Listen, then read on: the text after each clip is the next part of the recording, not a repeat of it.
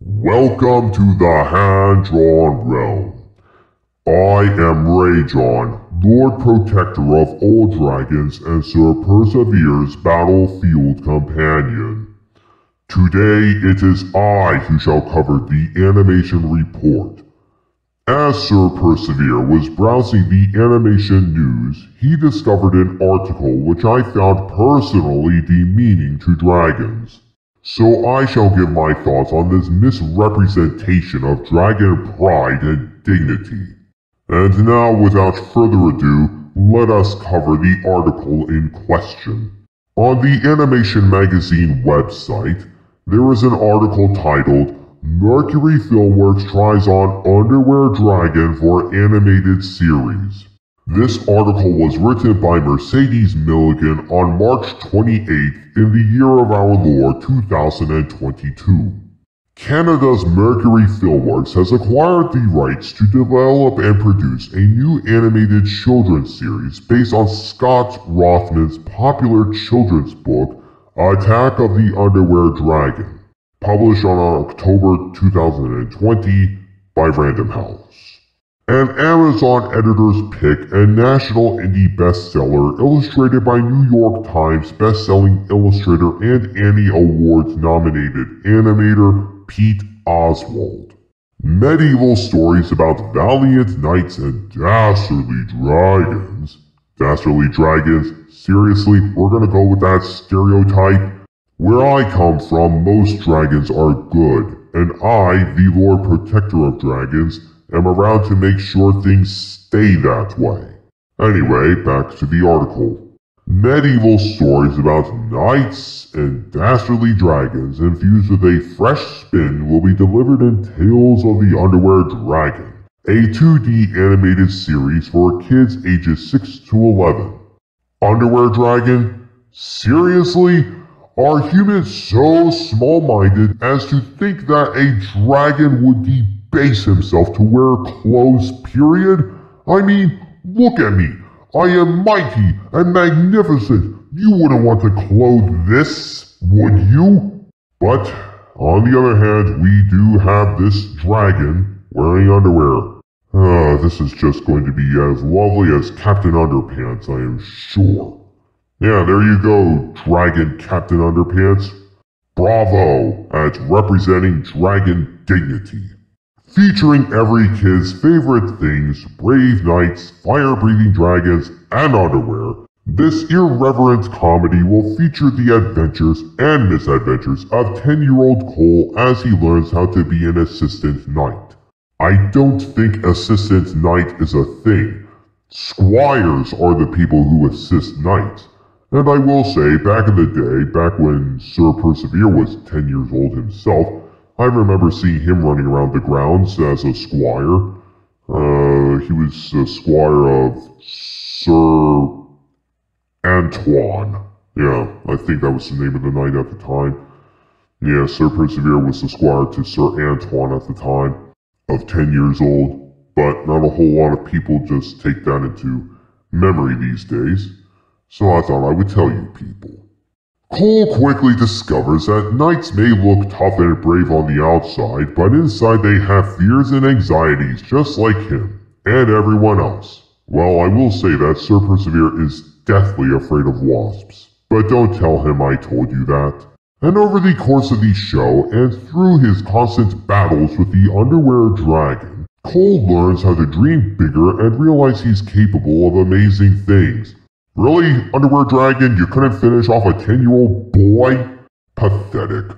I mean, not that I want, if the Underwear Dragon is evil, I'm not rooting for the Underwear Dragon to win, but come on. A little 10-year-old boy getting the best of you? Ugh. Disgusting. That's all I gotta say. Disgustingly incompetent. Every episode will feature an original song written by Tony, Emmy, and Grammy Award-winning composer, producer, arranger, and orchestrator Bill Sherman.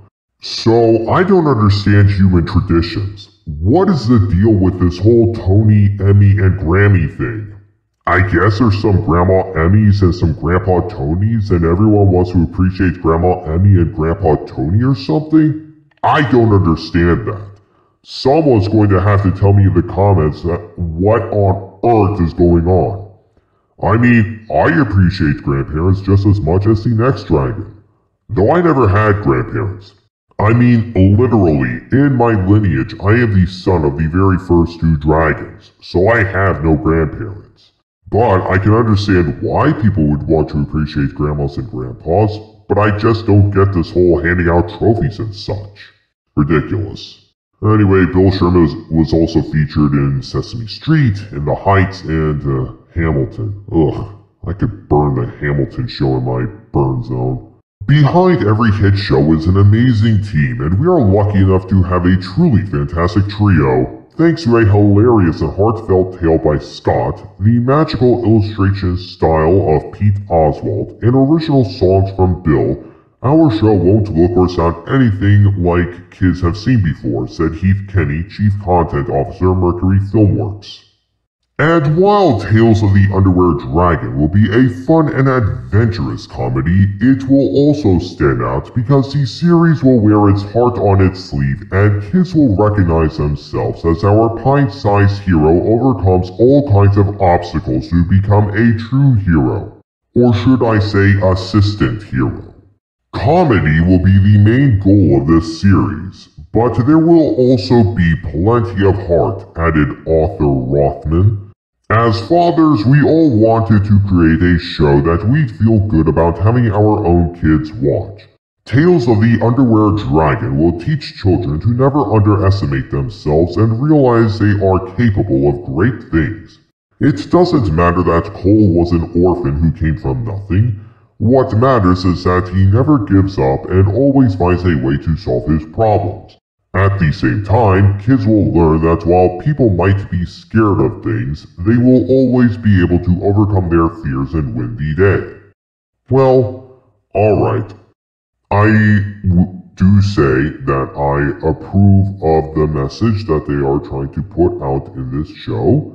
People do need to learn to be more reliant on themselves. I mean, for heaven's sakes, dragons are always reliant on themselves. Dragons never ask anyone for help unless... Well, I should never say never, but dragons are very normally just go-getters who just do things themselves. We're not that kind of creature that needs to be sociable unless we're in small family groups. Scott Rothman is the writer of several picture books, including the upcoming Mako and Tiger, Two Not-So-Friendly Sharks, Random House, Parfait Not Parfait, Roaring Book Press, and Blue Bison Needs a Haircut, Random House, also illustrated by Oswald. He is also a screenwriter who has sold screenplays to Warner Brothers, Paramount, Sony, and New Line Cinema. A script he co-wrote, Draft Day, topped the 2012 Blacklist before its acquisition and subsequent production by Lionsgate as a feature film directed by Ivan Wright. Okay, all of that I don't really care about. Pete Oswald. Now, Pete Oswald is the one to look out for because he is an animator as well as an illustrator here. So, he is a designer best known for the Angry Birds movie. Great. I hate Angry Birds. I'm so mad about Angry Birds I could burn that on my burn zone. But he's also worked on Madagascar, Escape to Africa, Cloudy with a Chance of Meatballs 1 and 2, and Hotel Transylvania. Great, so he's a CGI guy. Lovely, that's what the world needs, another CGI animator. Whoop-de-doo, CGI. Lovely. Okay, Mercury Filmworks is one of Canada's most prolific independent studios and has brought to life internationally recognized animated properties including Hilda, Mickey Mouse, Rapunzel's Tangled Adventure, The Lion Guard, Wander Over Yonder, Curious George the Movie, The Powerpuff Girls movie, and Looney Tunes back in action, working with partners such as Disney, Netflix, basically the big entertainment companies. But it does look like Mercury Filmworks has done a lot of 2D stuff, so maybe I should be a little bit more optimistic about it. But a dragon in underwear? Seriously? I don't forgive you the dragon in the underwear. But everything else I suppose we could give a chance. Alright, that does seem to be the end of the article, so... Okay, I'll admit that the men in charge of this production want to do something that gives a positive message to kids. Of course, in this modern age of people trying to shove woke agendas down kids' throats, I would still recommend parents to screen this show before letting their kids watch it. But from face value, it does sound like a show that could be a good show, Underwear Dragon notwithstanding. But I will hold off on my fiery wrath in the burn zone until this show comes out. Naturally, I would prefer if like classic Disney animation was used on this show, but given these illustrations here, which I'm presuming are from the book, if they go with this animation style from like based on the book, then in that case they would also be trying to be true to the book, so I can't really complain about that. As long as the animation is smooth, I guess I won't mind the animation too much. But alright, so my big problem is that they just went ahead and debased dragons and having this dragon wear a pair of underwear, but other than that, fine. We'll give this show a chance. If we can even see the show, but I will hold off on my wrath. You get a pass today, you pathetic underwear dragon, but yeah, if Cole learns how to be a more resilient person, despite him being an orphan, then that would be good. And I suppose that is the end of my take on this show, or on this news. So, if you liked this video and wish to see more like it, please hit the thumbs up, share this video, and subscribe to this channel. I hope you enjoyed my very first debut in an animation report. Obviously, this is not my first debut. It is merely my first debut in an animation report. And I hope to do more of these in the future, particularly if dragons are involved. And now, my friends, go forth, have courage in the face of evil, and may the cleansing fires of righteousness guide your way. Hey, I got a Discord. Want to join in the animation discussion or just talk about Sir Persevere and his friends? You can message me at animation commentator number 9524 and see if you're a fit for the server. See you there.